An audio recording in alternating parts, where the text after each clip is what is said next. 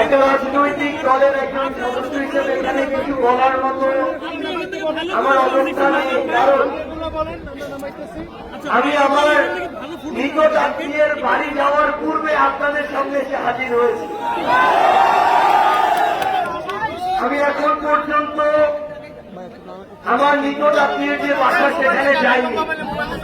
এটা আমার সৌভাগ্যের বিষয় যে আমি বরগুনা এসে এরকম হাজারো ছাত্র জনতা তরুণ প্রজন্মের সামনে এই উন্মুক্ত মঞ্চে আজকে দাঁড়াতে পেরেছি। আপনাদের প্রতি আমাদের জাতীয় নাগরিক পার্টি এনসিপির পক্ষ থেকে কৃতজ্ঞতা এবং বুক ভরা ভালোবাসা সবসময় থাকবে। আমরা যখন দেশ গড়তে জুলাই পদযাত্রায় বের হই, সেই জুলাই পদযাত্রায় আমার বরিশাল থেকে বরগুনা আসার সুযোগ হয়েছিল। এই যে রাস্তা, আমরা এপাশে যে রাস্তা দিয়ে বরিশাল থেকে বরগুনা এসেছি, এই রাস্তা দেখে মনে হয়েছে এই রাস্তায় 100টার বেশি মরণ ফাঁদ আছে। বরগুনার মানুষের জন্য এই রাস্তায় যতটুকু না সোজা রাস্তা আছে, তার চেয়ে বেশি রাস্তার বাঁক আছে।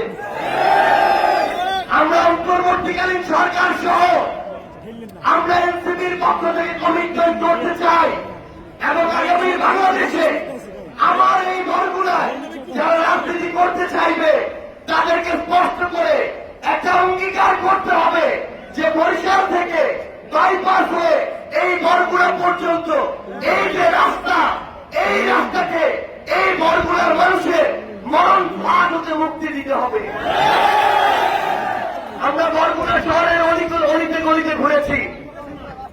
এই বরগুনা শহরের রাস্তাঘাট দেখে আমাদের শুধু একটা জিনিস মনে পড়ছিল, ওই হাসিনা যে দেশ ছেড়ে পালিয়েছে, আমরা জানতাম ওই হাসিনা এই দক্ষিণবঙ্গকে নাকি উন্নয়নের জোয়ারে ভাসিয়ে দিয়েছে।